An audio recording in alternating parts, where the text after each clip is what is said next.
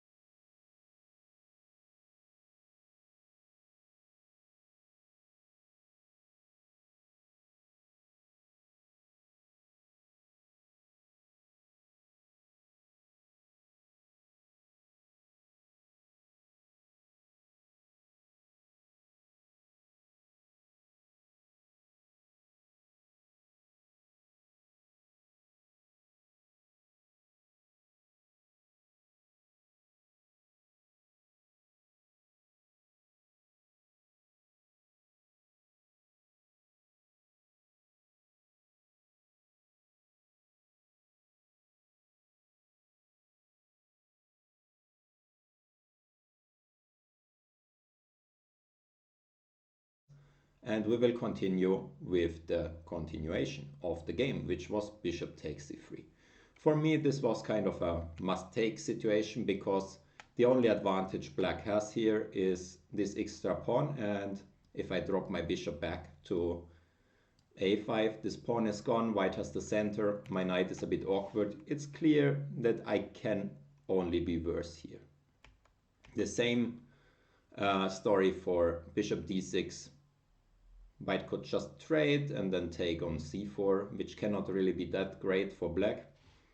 And also bishop e7, it's not great. White as a minimum can always take the pawn with no worries. So if you want to be ambitious, you must take here. And now we should try to hold on to the pawn. And that's my next question. You can take up to 2 minutes again. See your options. What would you consider here?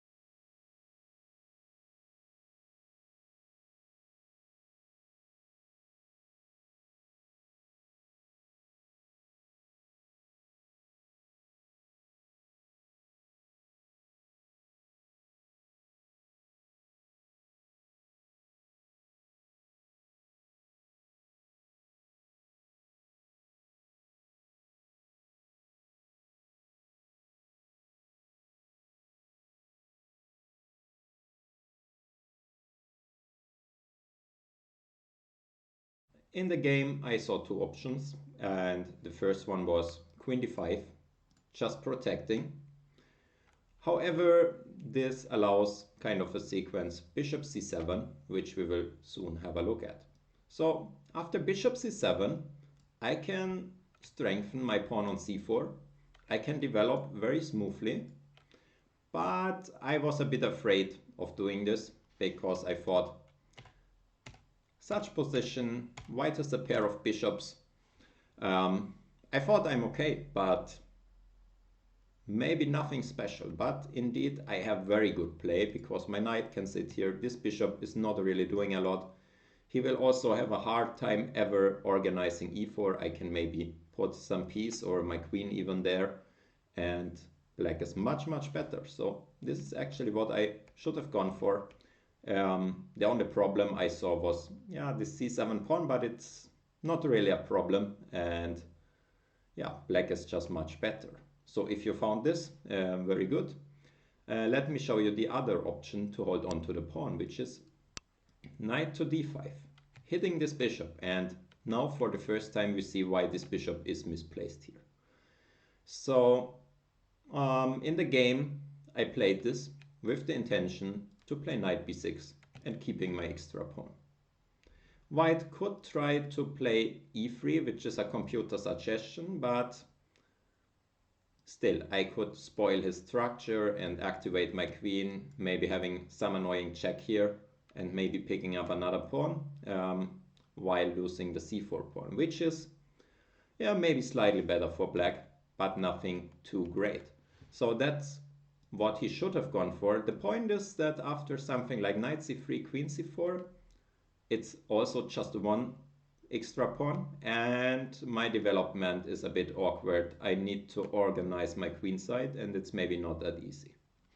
So that's why we should rather take on f4 in this instance.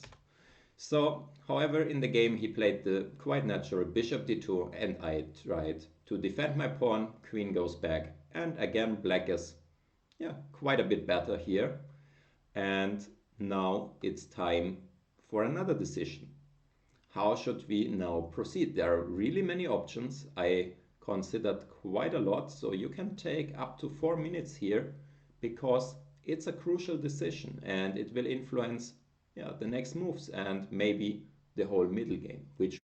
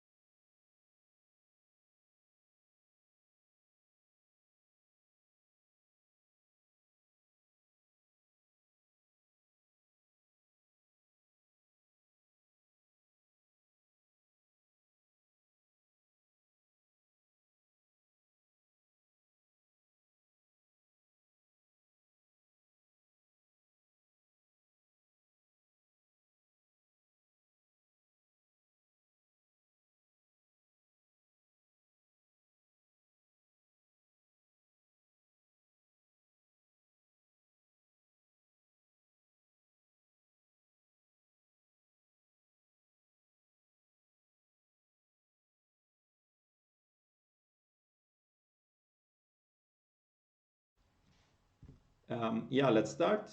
Take your time and we will discuss several possibilities which I had been considering during the game. So let's first start with something like castles, which I did not really like because my pieces are all on the queen side and he might be ready to start some attack, maybe even immediately with knight g5. And if I play something like g6, all my dark squares are weakened, and with the absence of my dark square bishop, it can be quite critical. Also h4 may be coming, and this is going in the wrong direction. Okay, what else to do? I considered playing in the center, but finally I didn't like it too much, especially because I'm giving back my pawn. For instance, knight takes e5, takes, queen e7, but maybe f4, and I was not sure. However, bishop d7 would still be good for black. Bishop comes to a4, and maybe after that long castles, and black is fine, and yeah, even more than that. However, things are not that easy. One could wonder what's happening after a4. Yeah, that's a valid question. Probably I'm still very stable here. I can play maybe something like this and have a safe king on the queen side. However, this imbalance and his strong center, it was not clear to me how to evaluate it. And so I decided not to sacrifice the pawn. Another option for white is of course take immediately. And yeah, then I think I was not that scared because I thought I could regain the pawn more easily. Okay, however, I was looking for some other options and finally played a move which was not that great either, which was queen e7. My idea was maybe to prepare e5, but maybe also getting ready for long castle. However, this is a bit slow and it's not really so that we really want to push e5, so we could actually execute some other plan first, which is bishop d7. I think that's the most practical and best move. I just want to use those squares with my pieces, and there is no rush to put a queen somewhere. Just start my plan. For example, e4, knight a5, and it's all coming a bit faster because the queen has not wasted one tempo. So bishop d7 is, in my opinion, the most accurate here. If you wanted to start with some move like knight to a5, maybe it's similar. However, you need to consider maybe he can jump to e5 there. Maybe not a big deal, yeah. Maybe it's still very well possible to play like this. Yes, why not? I think it's fine too. So you can start this way or the other way around. Should be fine. Black just needs to develop and occupy those squares. Okay, if you have come up with anything else, write it in the comments below, and I try to answer you and give some feedback on your move as soon as I see it. So let's continue with the game, which was queen e7. He played e4, taking space in the center, and now I decided to play bishop d7. e5 would not be that stupid because here I still have quite good control and I can castle kingside finally, because his queen is not really having any attacking prospects. However, I was not that sure about my knights here on the rim. For example, in some situation like this, yeah, it's all looking quite good, I think. Okay, let's go back. Instead of e5, I chose to play bishop d7, which is quite reasonable, keeping options for castling in both directions, but also getting ready for knight a5. Knight a5. Now I expected him to play a4, which I think is indeed strongest because yeah, it just prevents me from getting bishop a4 in. And that's quite important because otherwise I get my pieces into there quite easily.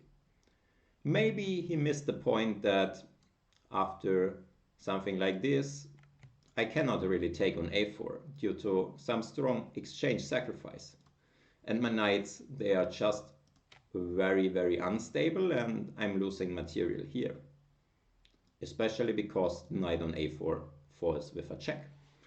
So I couldn't go for this and I must be a bit careful. Maybe I should not jump in there immediately, because as soon as I jump there I also must be ready for some a5 pushes. And the situation is not that clear. I think the best continuation would have been just castling, and now queen to e8, attacking this pawn, which is maybe also a reason why he didn't go for this line. So still I think a4 was the better choice. However, he chose to castle and I played bishop a4, queen b2. Now it's another critical moment and I spent quite a lot of time here, so it's time for you to stop and think, how should we organize our queenside pieces? There are many options, so take your time, try to see all the options and then make a decision. It's not easy and it's not clear what is best, but we will discuss all of them.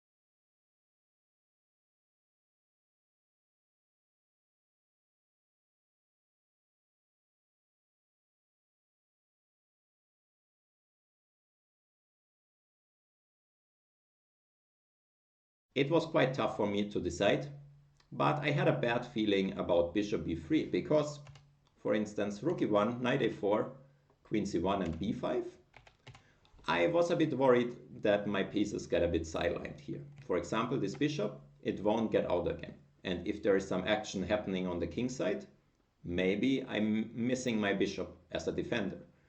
And also the knights, they are doing a great blockade, but yeah, maybe the blockade on this side of the board just doesn't matter that much because there is still an open center and yeah, I think it's too much to castle queenside here. Even though it might be safe, I still cannot launch an attack without my pieces on the king side. So I didn't like the setup too much. However, castling queenside immediately without weakening with b5 is quite reasonable. And also there are still ways out. Maybe I can push something, and I just committed a bishop and not my all my minor pieces. So this might be more reasonable, and black is much better there. However, I still like knight b3. But after rook to b1, I should have played bishop c6. Targeting this pawn, and it's really not so easy to defend. And I'm ready for different ideas. Maybe knight a4 at some point, maybe not, maybe just targeting this pawn. For example, the game could continue bishop c4, which was something I was afraid of in the game, but it actually just loses a pawn. After knight e2, only like this, and takes. And black is a pawn up and much better. And if there are some direct ideas, d5, they just don't work that well. I can just take it all, and there are no tactics on the e-line. I'm just too fast. Let's have a look. Maybe rook e1. Is it easy to refute it or not? What do you think? My first guess would be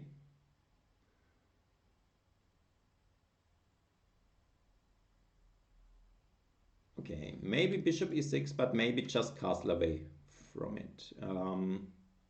If I castle away, the critical question is, of course, what if he takes here? No, my idea was to just take. Okay, if he takes on b3, I can just move my queen, I guess. If he takes my queen, I will take his. Takes, and this should be, this is winning, so he cannot do this. So maybe he must play like this, but even here I have the option to just take on d2, takes, and it looks pretty good. So probably rook e1 is no trouble. So this is not that threatening. Maybe he could try queen to c2, just protecting, but maybe I can even be greedy and take a pawn.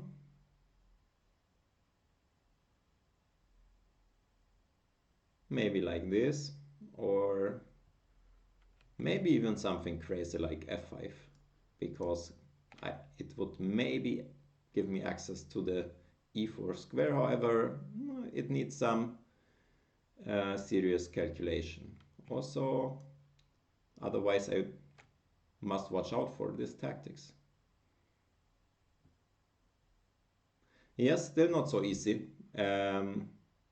When I look at it now, let me quickly check it with the computer. What's going on after queen to c2? Okay, the solution is just take the a3 pawn, and black is basically winning. So as easy as this. Okay. Queen takes, just wondering what's happening here. Are we taking this guy or this guy? So let's start with this move first. If he takes with the queen, I'm not afraid, because I can just trade and enter an endgame. If he takes with the rook, probably I'm also not afraid, because I'm a pawn up after all. I have some options to pin him, maybe, or just going back. And I think it should be very fine. Maybe even an option to take here. Takes, if queen takes, I take on b3. Looks good. However, there's rook b1, but rook b1, queen a2 should be still quite good. Black is just a lot of material up. So let us also quickly check this one. I always recommend to you, if you think about something and then check it only afterwards. Don't have the engine running all the time, otherwise you won't learn anything. So taking was good. If takes, this rook b1 and queen a2 is good enough for a winning position. That's it. Also other moves were winning. It was not just an only move. So let's close the engine again and let's go back to the game. So Going there with the knight and bishop c6 was best. However, I decided to play bishop to b5 because I didn't calculate well and I wanted to stabilize the c4 pawn. However, I was a bit surprised by his response and also, that it prevents my plan. Now it's the next question to you. My initial plan was to go knight a4, trying to stabilize the knight, put it on a4, dominate the position, hitting targets. And my question is, does it work or why doesn't it work?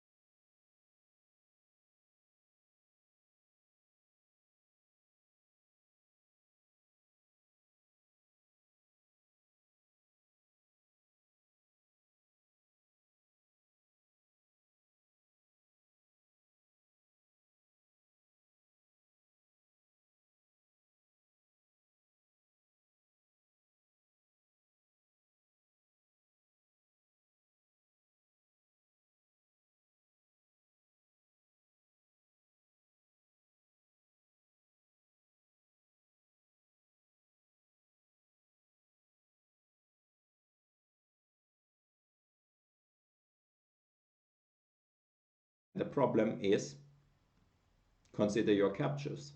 Queen takes b3. And now I'm forced to take.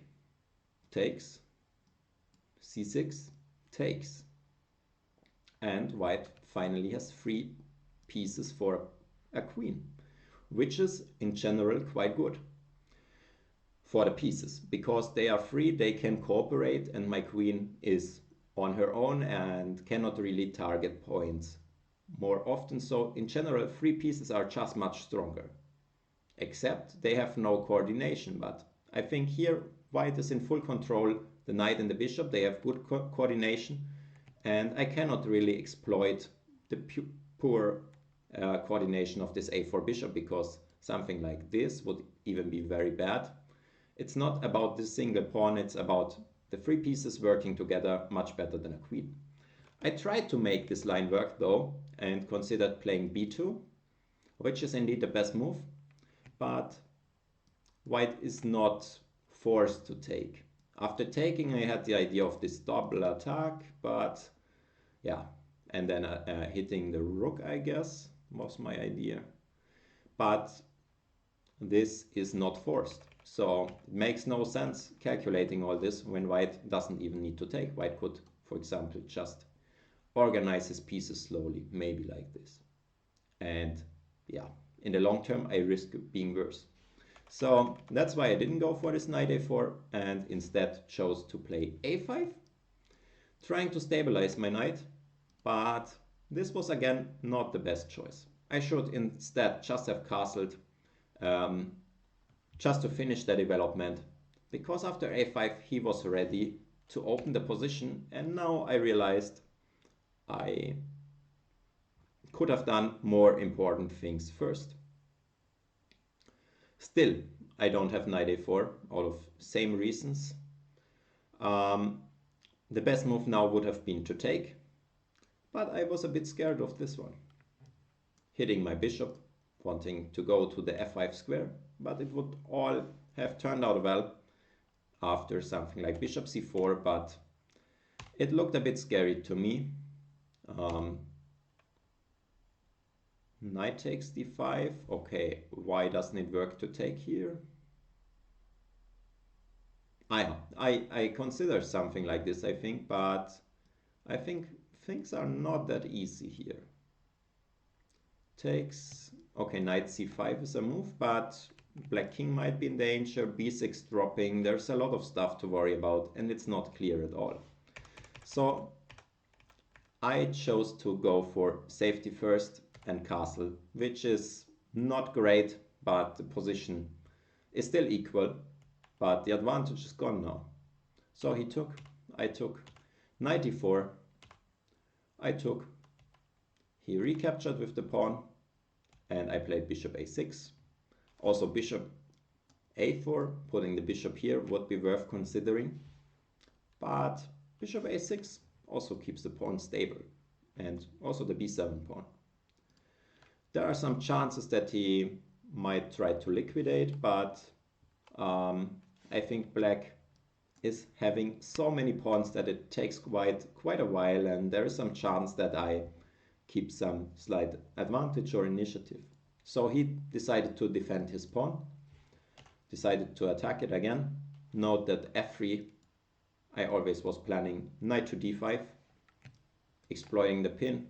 If the bishop moves somewhere, I might jump further, and black is better again, I think. But he saw it and played bishop f3, keeping this bishop here protected, and I cannot play knight d5. I wanted to play it again, play queen g6, but he saw that his queen is unprotected, so he protected it so that I cannot play knight d5.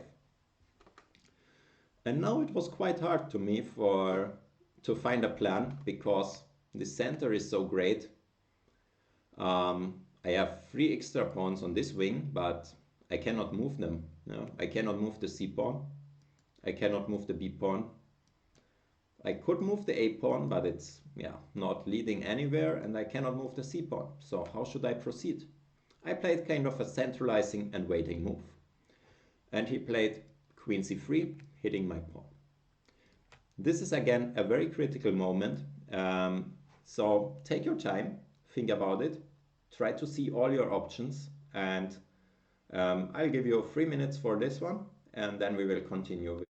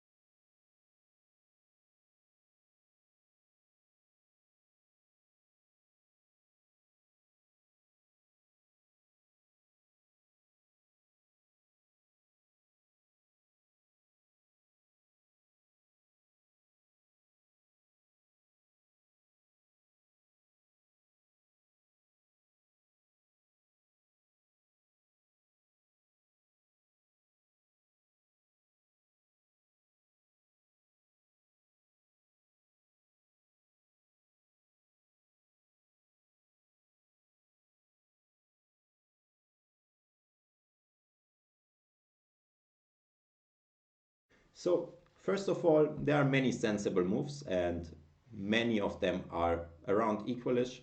For example, f5 is a reasonable trying to fight the center. However, white is a little better after something like this. Knight d5, queen takes, queen e6. We have a solid blockade on the light squares, but white has regained the pawn, and after all he also has a pair of bishops. It's playable, but there's something better. What I dislike is playing something like this and queen a5, b5, because white also regains the pawn. My bishop is a bit stupid on a6, and also c7 might be dropping. No, so this is just bad. However, when we consider all the captures, we might find this move here. And this is really powerful, and also the game continuation. Black is better here after this exchange sacrifice, even though we don't get a single pawn for the exchange. Yeah, just a single pawn which we already had. But the key point is that the pieces are great. The bishop is so stable, guarding c4 and b7 forever, and the knight also finds a great spot. And the main question to ask when you sacrifice the exchange is how good are the rooks, and they are not good. Even if they get to the open file, they cannot enter because the knight is so good, and I can just ignore the open files and improve slowly. And also I thought it's much easier to make moves with black, for example, doing something like this, maybe even going forward, evacuating the king, but it's not so easy for white to make moves which make sense. So in time trouble, this also helped me quite a lot, I think. He played rook e1. I decided to go back with the queen. He played bishop d2, played h6, rook c1, queen d3, having some ideas of maybe pushing, also forcing the white queen to stay there, protecting white's bishop.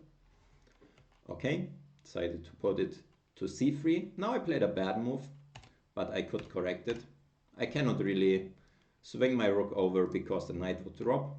So I just went back, and okay, if he went back also, I could try something else, for example, king h7 or so. However, he decided to do something else, which was g3, which quite surprised me, since it's weakening all the light squares, and I have the light square bishop, not him. So the idea is also quite obvious. He wanted to prevent my knight f4 jump, but in general, I think it's not a good move. There are so many weaknesses, and I could have exploited them later. So I played c3 here, using the fact that white cannot take because of b6, forcing the queen away, and after that having knight takes c3. He now played rook to e5, and this is another critical moment, and you can try to solve it on your own. I didn't manage to do it well in the game, so maybe you can do it better. And my question is, how can black actually win the game?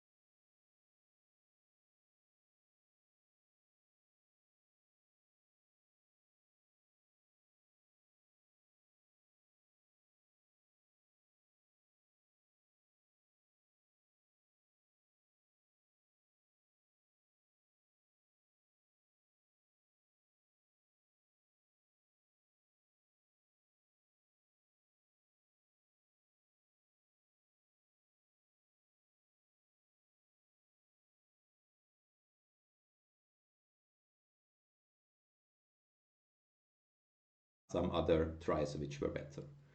So something which was probably the most practical and best is playing c2. I considered this in the game but was a bit afraid of queen a4, hitting my pawn, and I'm not able to play queen e1 check because he takes twice. And yeah, I may have considered this move, but I was not sure how great this is. But actually it's super great because this bishop is guarding the pawn.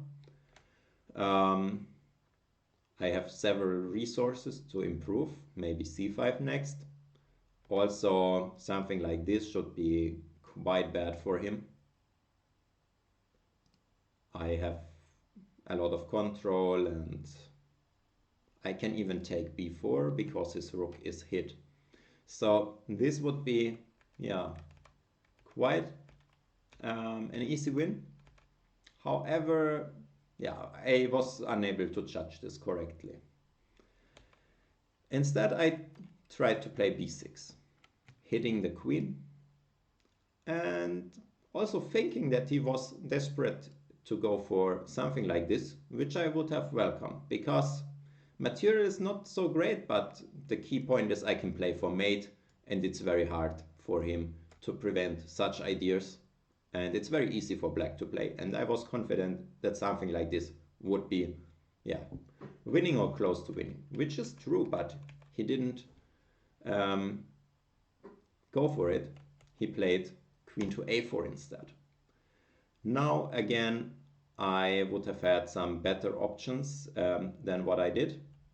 Bishop b7 would have been good, trying to target the king over there. However, I was again afraid of something like queen c2 or queen to d1. Let's have a look at both of them.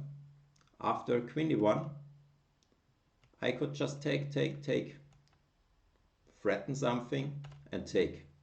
And the game is basically over. He cannot take due to back rank mate, and after something like this, I dominate the whole position.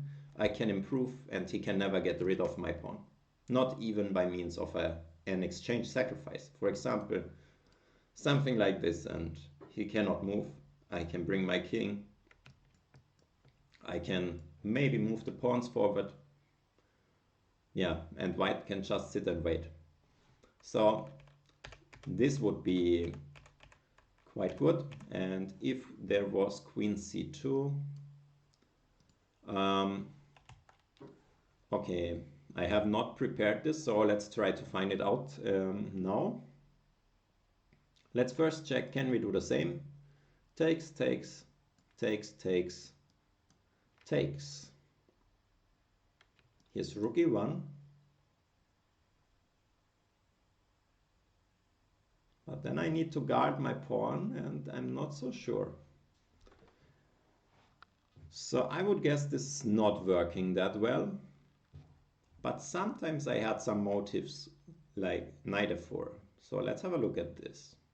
If he takes, I take on d3, forking the rooks.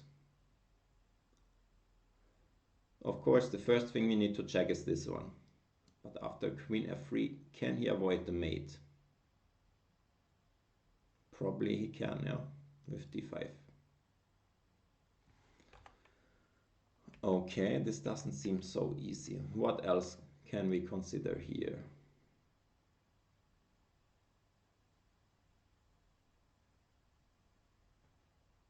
Maybe knight b4 takes. Yeah, we don't need to sacrifice the knight in order to threaten mate, yeah? This looks quite good, I think. Mate is threatened. d5. But now if bishop d5, he must give up the rook. King h1, king to f1, I cannot really believe it that it's working. I think it should not.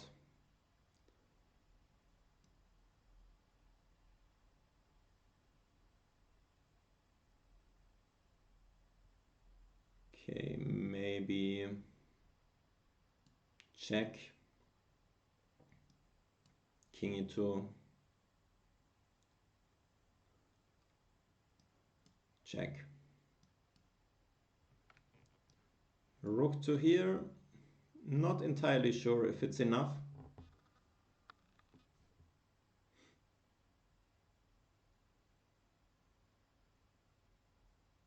Probably it should be enough. There are so many pawns. I think, I assume it must be winning. Maybe even starting queen h2. So there should be some wins in this line. So let's check it quickly. What's going on after queen c2. Okay, computer is telling it's completely winning, but only with knight b4 or knight f4. Okay, I'm curious what's going on in case of knight f4. Takes, queen f3, d5, even this is winning. We have a tiny check, and then f6. Okay, you really need to see your candidates, it's so important. Once the rook leaves the 5th rank, then it's of course winning because bishop takes. Okay, let's have a look at the other line, which looks more natural to me and is also the better one. Queen f3, d5, bishop takes. Okay, he must take, but king f1, how to refute it? Check, check, rook d3. With the queen here, we are also targeting this rook here. That's very nice. So this is clear, okay. Would it win with queen on g2 also?